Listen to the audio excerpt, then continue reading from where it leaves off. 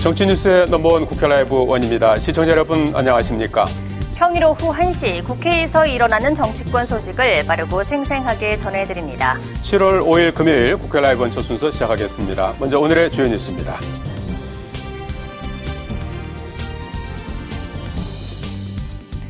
해병대원 특검법 통과 이후 후폭풍이 거셉니다. 여야의 첨예한 대립에 오늘 22대 국회 개원식과 다음 주 교섭단체 대표 연설이 연기됐습니다. 한동훈 국민의힘 당대표 후보가 비대위원장 시절 김건희 여사의 문자를 무시했다는 논란이 가열되고 있습니다. 한 후보는 사적인 방식으로 공적인 논의를 하는 건 적절치 않다고 말했습니다. 국민의힘 당대표에 출마한 네 후보는 잠시 후 공정경선 서약식에서 만납니다. 민주당의 검사 탄핵안 발의를 두고 검찰의 반발이 거셉니다. 민주당은 법사위 조사위를 가동해 진상규명을 하겠다며 강력한 추진 의지를 보였습니다. 2부 정치한수에선 임명진 전 자유한국당 비대위원장과 함께 야당 단독으로 국회 본회의를 통과한 해병대원 특검법 처리 후폭풍을 비롯해 네거티브전으로 치닫고 있는 국민의힘 전당대회의 가열된 분위기 등을 짚어봅니다. 네, 어제 오후 여당의 강력한 항의가 있는 가운데 야당 주도로 해병대원 특검법이 본회의를 통과하면서 6월 국회는 막을 내렸습니다. 21대 국회에 이어서 두 번째로 해병대원 특검법이 본회의를 통과한 건데요. 이번에도 대통령실에 거부권 행사가 있을지 주목됩니다. 국민의힘은 23일 전당대회를 앞두고 과열된 당권 경쟁을 자제하기 위한 공정경선 서약식을 열었고 비교섭단체 야 6당은 원내대표 모임을 가졌는데요. 자세한 소식 취재기자 연결해 알아보겠습니다. 이소희 기자. 네, 국회 중앙홀입니다. 먼저 어제 본회의 소식부터 전해주시죠. 네, 어제 해병대원 특검법을 막기 위한 여당의 필리버스터가 종료되고 바로 표결 절차가 진행됐습니다. 그 과정에서 여당의 항의가 거셌는데요. 우원식 의장이 필리버스터 마지막 주자인 곽규택 의원의 발언을 중단시키자 여당 의원들은 단상 앞으로 나와 항의하면서 대치가 벌어졌습니다. 여당은 규탄 대회도 열었는데요. 어제 발언 들어보시죠. 우리 곽규택 의원이 마지막 무제한 토론을 하고 있었습니다. 국회법 그 어디에도 무제한 토론을 하고 있는 국회의원의 발언 권리를 제한한 어떤 규정도 없습니다. 하지만 거야를 막기엔 역부족이었습니다. 야당 단독으로 진행된 해병대원 특검법 표결 결과 재석 190인 중 찬성 189인, 반대 1인으로 가결됐습니다. 반대 1인은 여당 김재섭 의원이 던진 것으로 파악됐고 여당 중 유일하게 안철수 의원이 찬성 1표를 던졌습니다. 이런 가운데 윤 대통령의 거부권 행사에 관심이 쏠리고 있는데요. 국민의힘은 대통령 거부권 행사를 요청할 방침이고요. 대통령실도 어제 위헌에 위헌을 더한 반헌법적 특검법으로 되돌아왔다며 강경한 입장을 밝혔습니다. 민주당은 국민을 2번 배신하지 말라며 대통령의 수용을 강력하게 촉구하고 있는데요. 민주당의 발언 들어보시죠. 국민의 뜻에 따를 것인지 아니면 또다시 거부권을 남발하면서 국민과 맞서는 길을 선택할 것인지는 오직 대통령의 선택에 달려 있습니다. 만일 후자를 택한다면 이 정권은 폭풍 같은 국민의 분노에 직면할 것입니다. 자, 이소희 기자, 정당 소식도 살펴보죠. 당권 경쟁이 점점 치열해지고 있는 국민의힘인데요. 오늘 공정경선 서약식을 진행한다고요? 네, 그렇습니다. 당권 주자 4명이 오늘 여의도 당사에서 공정경선 서약식에 참석합니다. 4명의 후보들이 지금까지 과열된 경쟁 구도를 보여왔는데 이 자리에서 공정한 경쟁을 펼칠 것을 다짐할 예정입니다. 하지만 오늘도 다시 한번 후보들의 공방이 이어지고 있는데요.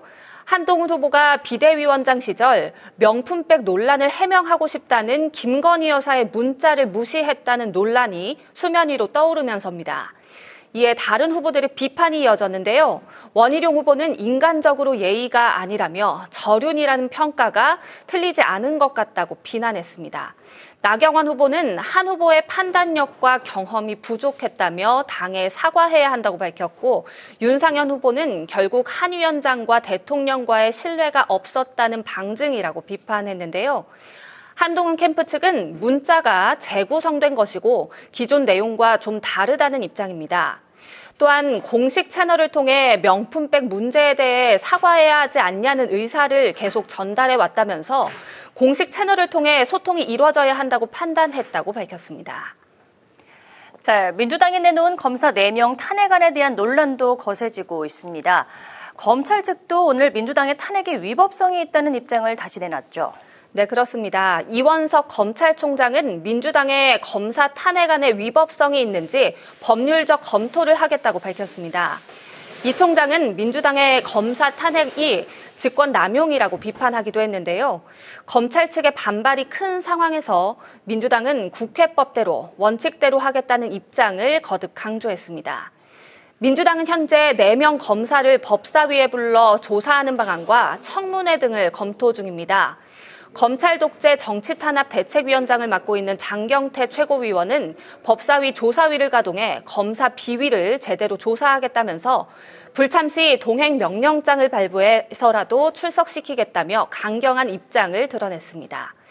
4명 검사 탄핵안은 이재명 전 대표를 수사했던 검사들에 대한 탄핵안이죠. 오늘 이재명 전 대표는 대장동 사건 의혹으로 재판에 출석하면서 취재진과 만났는데요. 검사 탄핵안에 대한 생각을 묻는 질문에는 답변하지 않았습니다. 이런 가운데 6개 비교섭단체 원내대표가 오늘 공동 모임을 가졌습니다. 이 자리에서 야 6당은 비교섭단체의 권한 강화 방안 등을 논의했습니다. 지금까지 국회에서 전해드렸습니다.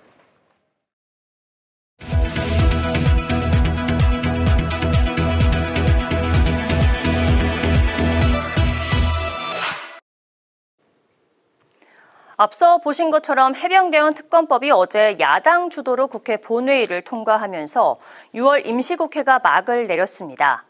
오늘부터는 7월 임시국회가 시작됐는데 여당의 요청으로 22대 국회 개원식이 연기됐습니다. 앞으로의 국회 일정을 김지수 기자가 짚어봤습니다. 지난달 27일 원구성에 극적으로 합의한 여야. 오늘 22대 국회 개원식을 갖고 8일과 9일에는 여야 교섭단체 대표연설을 진행하기로 일정을 잡았습니다. 하지만 해병대원 특검법이 어제 야당 주도로 본회의를 통과하자 여당이 반발하면서 22대 국회 개원식이 연기됐고 7월 국회 일정도 불투명해졌습니다. 여야 합의 없는 일방적인 의사 일정으로 국회를 파탄시키는 현실에서 국회 개원식은 아무런 의미도 가치도 없습니다. 방송사법도 민주당이 7월 임시국회에서 처리할 가능성이 높은 상황. 여기에다 전 국민에게 민생회복 지원금을 지급하는 내용의 법안이 행안위에 상정됐는데 민주당이 법안 처리에 속도를 낼 것으로 보입니다. 소비가 진작되고 매출이 늘어 지역 경기가 활성화됩니다. 세수도 늘어납니다. 결과적으로 25만 원 지원한 것보다 더 많이 세금으로 돌아옵니다. 이런 가운데 16일에는 강민수 국세청장 후보자에 대한 인사청문회가 열립니다. 또 김한섭 환경부 장관 후보자와 김병환 금융위원장 후보자, 그리고 이진숙 방송통신위원장 후보자 청문회도 이번 달에 열릴 것으로 보입니다. 특히 이진숙 전 대전 MBC 사장이 방송통신위원장으로 지명된 것을 두고 민주당이 강하게 반발하면서 고강도 인사청문회가 예고되고 있습니다. 국회방송 김지수입니다. 국민의힘이 전당대회 본 경선에 진출하는 청년 최고위원 후보 4명을 확정했습니다. 11명의 후보 가운데 김은희, 김정식, 박상현, 진종호 등 4명의 후보가 예비 경선을 통과했습니다. 당 선거관리위원회는 예비 경선 결과가 본 경선에 영향을 주는 것을 막기 위해 각 후보별 득표율과 순위는 발표하지 않았습니다. 더불어민주당은 정부의 하반기 경제정책 방향에 대해 민생 파괴 선전포고라고 비판했습니다. 박찬대 대표 직무대행은 민생 경제가 붕괴 직전인데도 해법은 없고 초부자 감세만 반복하고 있다고 지적했습니다. 그러면서 민생회복지원금과 같은 재정의 적극적인 역할을 통해 내수 회복과 경제에 활력을 불어넣어야 할 때라고 주장했습니다. 조국혁신당은 김건희 여사가 서울시청역 교통사고 현장을 찾아 헌화한 데 대해 정치쇼라고 비판했습니다. 김준형 조국혁신당 대표 권한대행은 최고위원회의에서 윤석열 정권의 전형적인 보여주기식 애도라고 말했습니다. 그러면서 숨진 해병대원 영전 앞에서는 애도하기가 어렵냐고 반문하며 해병대원 특검법 수용을 촉구했습니다. 서울시청역 인근 역주행 교통사고와 관련해 재발 방지와 지원 대책이 국회에서 논의되고 있습니다. 한지아 국민의힘 의원은 65세 이상 고령 운전자가 차량 사고 예방을 위해 급가속 억제 장치를 장착하거나 장착된 차량을 구매할 경우 일부 비용을 지원해주는 교통안전법 개정안을 발의했습니다. 윤종군 더불어민주당 의원은 소비자가 급 발진을 비롯한 차량 결함을 입증하기가 어려워 구제에 어려움을 겪고 있다며 교통안전공사의 전문 인력 보강과 함께 제조사의 협조가 이뤄질 수 있도록 개선이 필요하다고 정부에 촉구했습니다.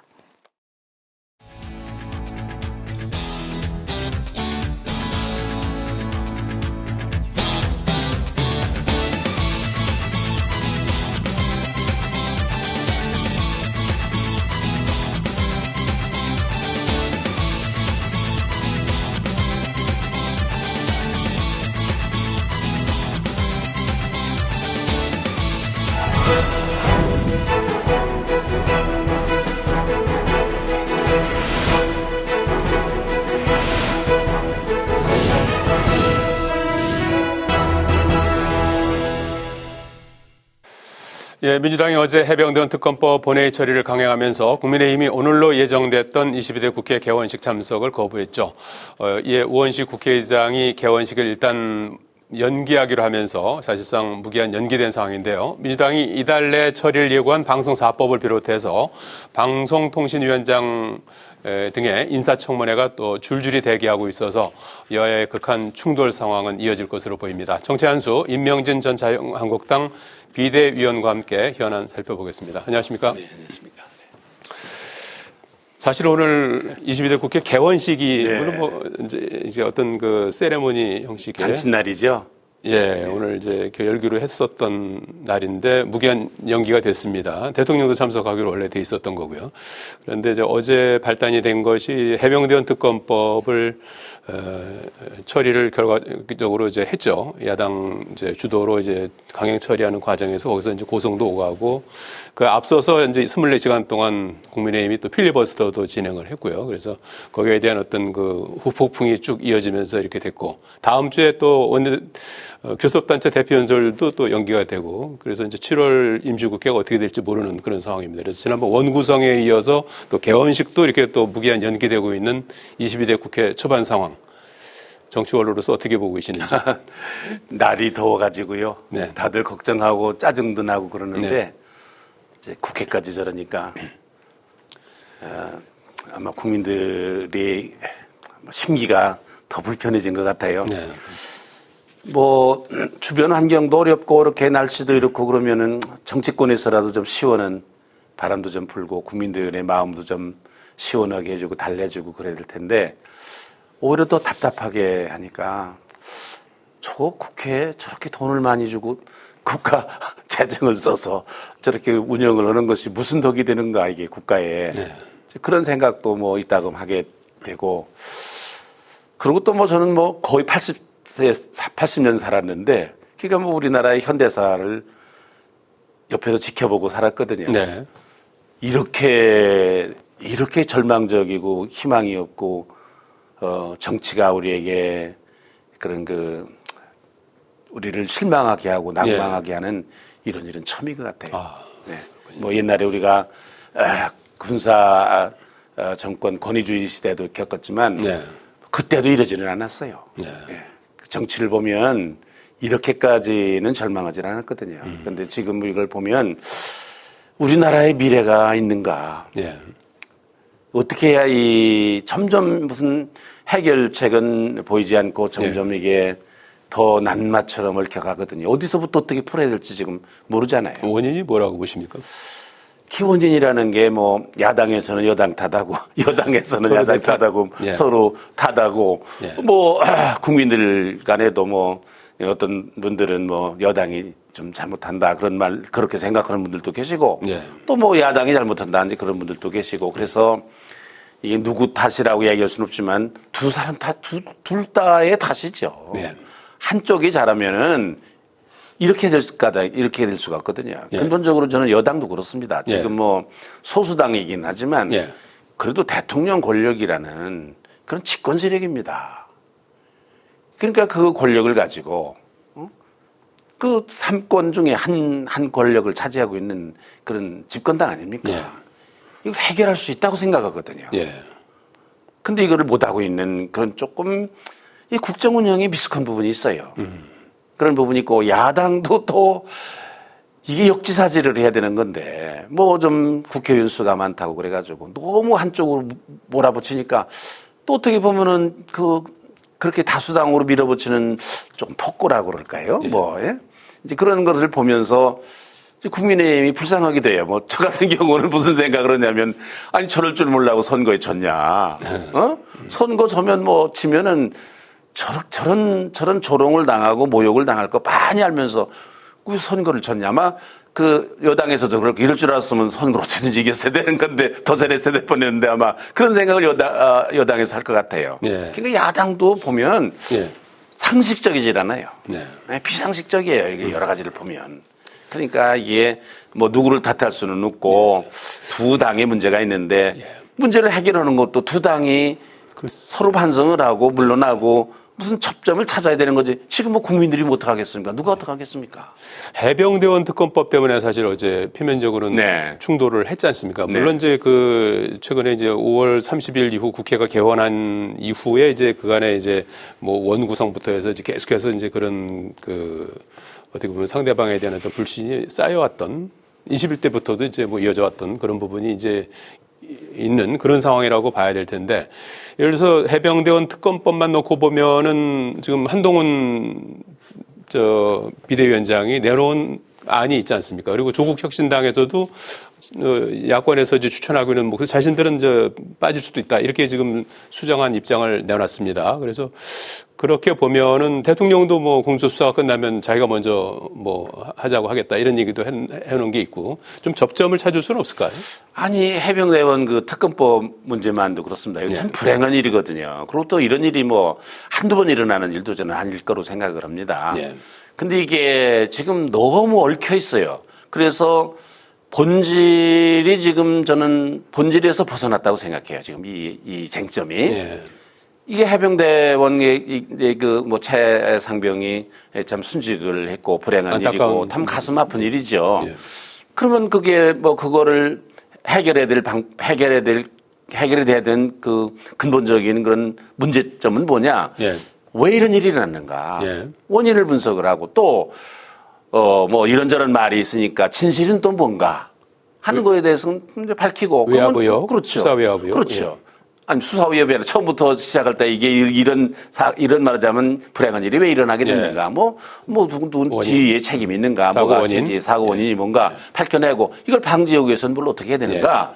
이게 본질이거든요. 예. 이게 본질 아닙니까? 그런데 지금 뭐 엉뚱하게 이게 지금 번져 나갔어요. 그러니까 저는 대통령실이나 여당에 대해서도 좀 답답하게 생각하는 건 아니 사실대로 좀 다 얘기하면 안 돼요. 예를 들면 무슨 무슨 법에 의해 가지고서 군에서는 수사를 못 한다면서요. 예. 이런 경우에는 경찰이 이첩을 한다면서요. 예. 조사할 수 있는 권한만 있다는 거 아닙니까? 그러면 뭐 군수사단에서 기소 의견으로 몇 명을 기소를 해야 된다. 이거는 좀 그 법 취지에 너무 어긋난 거 아니에요. 기소라는 건 이미 기소해야 된다는 의견은 수사를 했다는 걸 전제하는 거 아니에요. 예. 사건 개요를 경찰이 이첩을 해야 되는 이제 거기서부터 이제 문제가 된 거고 또 대통령이 국군 통수권자 아닙니까? 설사 뭐 전화를 했다 하더라도 국방부 장관에게 전화를 했더라도 나는 대통령이든지 주위에 있는 분들이 왜 그걸 못 밝히느냐 이거예요. 네. 아니 국군 통수권자다. 네. 대통령이 왜 장관한테 전화를 못 하느냐 이런저런 전화를 했다. 네. 그리고 뭐 이런 의견도 뭐 대통령이 했다. 왜 통수권자로 그 얘기를 못 하느냐. 뭐 이렇게 좀 얘기를 해야 되는데 이걸 꽁꽁 감추는 거예요. 전화를 했느냐 안 했느냐는 것부터도 감추는 거예요, 이게. 그러니까. 그러니까 의혹이 지금 되풀이되는 거거든요. 처음에 좀 대응이 좀 잘못됐다. 그렇죠. 예. 야당도 마찬가지예요. 본질을 접근해야지. 이거를 지금 야당이 하고 있는 일을 보면 이건 본질을 에서 벗어나서 윤 대통령에 대한 공격처럼 지금 보이잖아요, 이거는. 예? 윤 대통령에 대해서 어떻게든지 뭘 찾아내야 되는 것처럼 이런 공격처럼 보이잖아요. 그러니까 이게 사실은 국민적으로도 이게 납득하기가 참 어려운 그런 이제 문제거든요. 네. 그래서 해법을 찾는다고 이 그러는데 본질로 돌아가야 되는 거죠. 저는 전 정부나 대통령실에서 사실을 사실대로 얘기를 했으면 좋겠어요. 왜 그 얘기를 못 합니까? 뭐 언론도 있고 다 있는데 사실은 이렇게 된 거다. 지금에 와서 얘기하면은 뭐 이게 또 수긍이 잘 안 될 수도 있고. 그래도요. 잘못이라는 것은 잘못을 알았을 때가 제일 빠른 시기입니다. 그리고 제일 중요한 해결책은 진실입니다. 국민들에게 진실을 얘기를 하면 이 국민들의 마음이 통하면은 이 문제는 해결하는 거거든요. 지금 많은 국민들이 이 문제에 대해서 이러고 저러고 의심을 가지고 있는 거거든요. 나름대로의. 뭐 잘못된 그런 정보 이런 것도 있고 그러니까 저는 정부에서 이게 사실을 사실대로 뭐 잘못한 것 있으면 잘못한 것대로 아니 사람이 다 잘못 잘하기만 하나요? 내가 이거는 이렇게 됐는데 이거는 지나고 나니까 이게 좀 잘못된 것 같다. 뭐 이럴 수도 있는 거 아니에요? 난 이런 국민들이 이해할 거라고 생각합니다. 그러니까 정부로부터 나는 이 문제를 풀어야 된다고 생각을 해요. 그렇지 않으면 무슨 뭐 야당 보고 지금 어떻게 하라? 그건 돌이킬 수 없는 데까지 지금 나간 것 같아요. 야당의 그 대응은. 어쨌든 뭐 특검 논의가 또 앞으로 어떻게 또 진행되는지 그거는 좀 지켜봐야 될 것 같습니다. 이번에 일단은 이제 정부로 이제 이송이 돼서 대통령 거부권 행사 여부가 이제 결정이 될 것 같고 현재로서는 뭐 거부권 행사할 가능성이 크고 사실 이제 국회는 하더라도 재의결까지 하더라도 왜 거부권을 행사할 수밖에 없는지를 국민들이 알 수 있도록 저는 진실을 얘기했으면 좋겠어요. 이번에.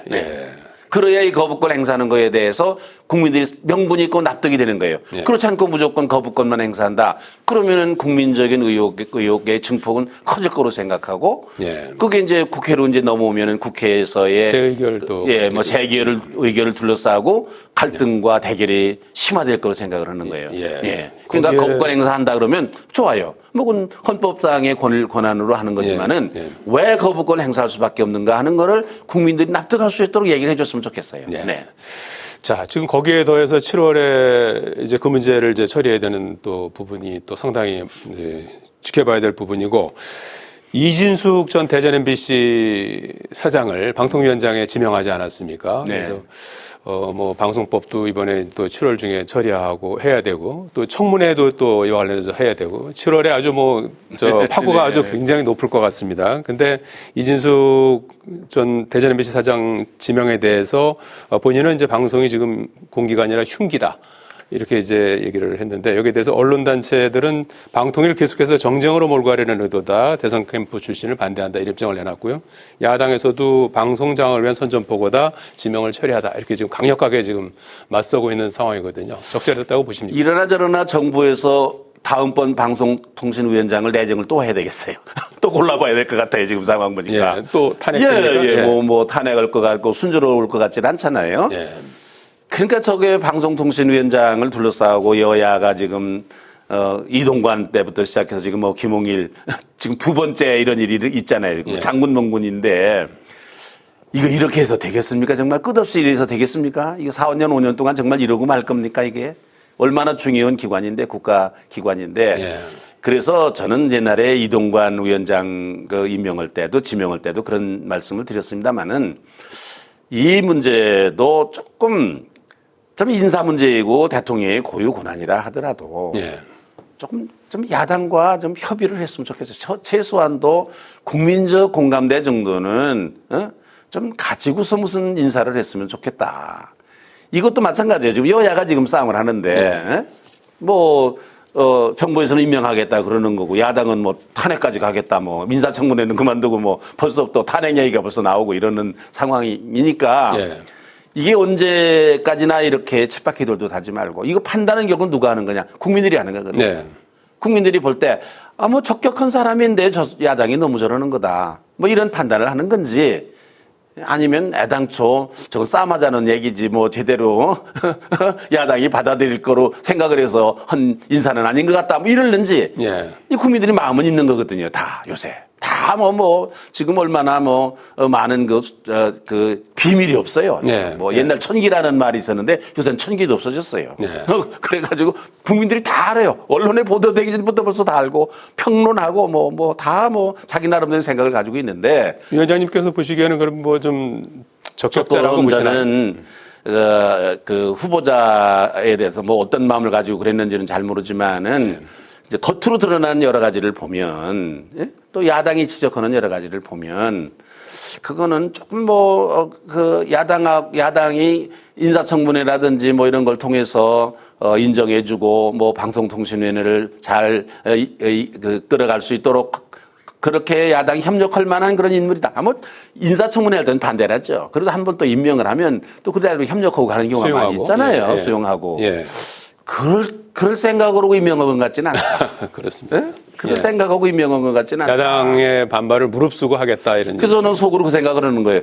아마 다음번 방송통신위원장도 지금 누가 찾든지 아마 내정했을는지도 모른다는 이 생각을 하는 거예요. 네. 이건 불행한 일 아닙니까? 네.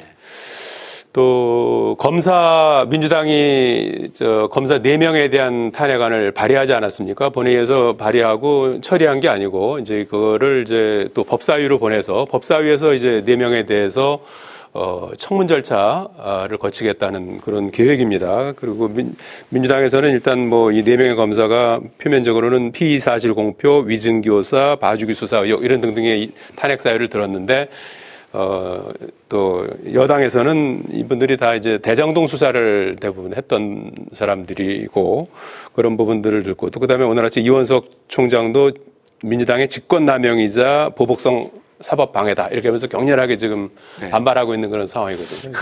검사 탄핵에 대해서 어떻게 듣도 보도 못하던 일이 지금 일어나지 않았어. 난 검사를 탄핵한다. 더군다나 수사검사를 탄핵한다. 또 탄핵의 이유를 보니까 납득할 만한 일이 아니잖아요. 지금 민주당이 주장하는 건 저건 빤하다. 왜 저러는지를 빤하다는 걸 국민들이 다 알고 있는 거 아니에요. 민주당이 너무 저러면 역풍 맞습니다. 예?